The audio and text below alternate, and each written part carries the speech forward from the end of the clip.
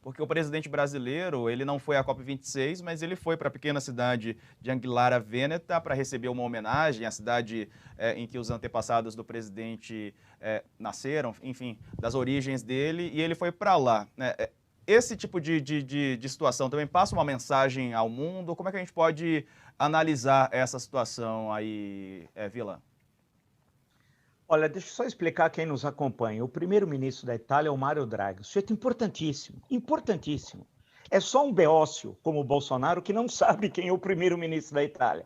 Algo importante na Europa, a gente sabe a importância dele, né? Ele é o primeiro-ministro. Então, você deveria ir ao cemitério de Pistoia, qualquer pessoa de bom senso sabe isso, acompanhado do primeiro-ministro da Itália. Porque naquele momento, quando a FEB foi para lá, a Força Expedicionária Brasileira, o Brasil declarou guerra em 42, depois de uma série de incidentes de afundamento de navios mercantes brasileiros, né? É importantíssimo, o Brasil cedeu áreas aqui do território, Natal e Fortaleza, para os Estados Unidos, no momento que a luta no norte da África era importante. Era na época ainda que estava se disputando o norte da África entre os exércitos aliados e o exército nazi-fascista, que estava lá os italianos, mas quem comandava era o exército nazista, na época era o general, depois marechal de campo, Rommel tal. Então era importante as bases brasileiras. O Brasil declara guerra, depois o Brasil envia tropas. Vocês não imaginam a importância que foi a mobilização entre 1942 e 1944 aqui no Brasil para formar a FEB, os heróis da Itália, né? Que aí foram para lá. O general Mascarenhas de Moraes, é que esse país não tem memória, né?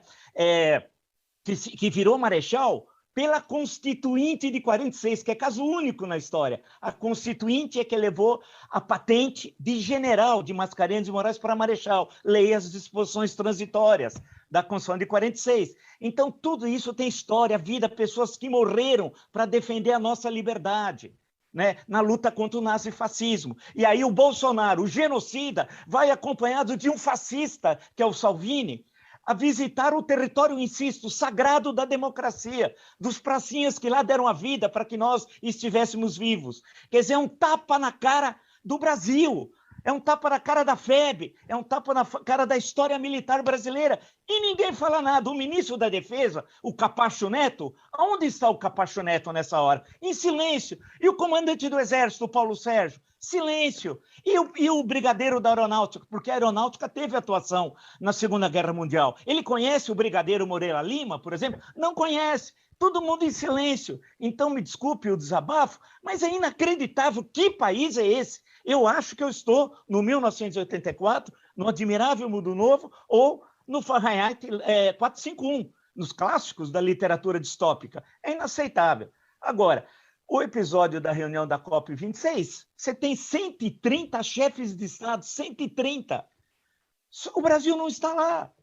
Não está lá. É inaceitável, é inacreditável. Quando você pode ir, significa estabelecer o que é básico: relações pessoais, diplomáticas, comerciais, nesse caso, no campo ambiental, né? É fundamental isso para o país. O país precisa de investimento estrangeiro, precisa discutir a questão dos créditos do carbono, tudo isso que a gente sabe, que não tem nenhuma novidade. Lembre-se, Diego, o Brasil, em 1992, vamos à memória, que nós somos um país desmemoriado, em 92, em pleno processo de impeachment, calhou de ser, de impeachment do então presidente Fernando Collor, aqui no Rio de Janeiro, foi realizado a Rio 92. Foi até então a maior reunião de chefes de Estado da história, até aquele momento, 1992. O Itamaraty é tão eficiente que tudo funcionou às mil maravilhas, tudo funcionou bem. E as reuniões foram presididas por Fernando Collor, que à época estava sofrendo o processo de impeachment.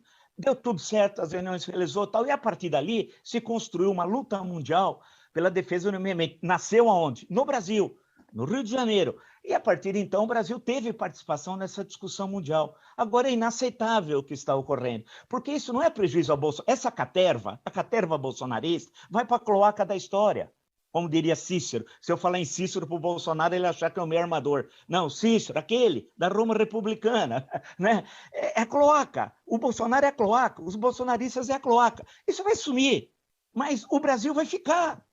Isso que está ocorrendo tem prejuízo, porque as negociações entre os países, você não resolve em algum mês, 2 meses, demora um pouco. Então é um prejuízo à nação brasileira. Agora, é inaceitável, insisto, porque eu conheço muito bem a história do Exército Brasileiro e pesquisei no arquivo lá no Rio de Janeiro, do então Ministério da Guerra, né, lá no Palácio Duque de Caxias, conheço aquilo, saber a posição que tem hoje os oficiais do Exército Brasileiro. Parece o Exército de Brancaleone, já que estamos na Itália, né, vamos lembrar a grande comédia italiana. É inaceitável. E tanto na visita do Bolsonaro à Itália, essa visita pequena, essa cidadezinha tem 4.000 habitantes, perto de Padova ali e tal, é governado pela extrema-direita, fascista, né? Então ele vai lá, aquilo não tem objetivo nenhum, a senhora prefeita vai dar um diplominho, um papel para ele, já teve manifestações contrárias. O que importa?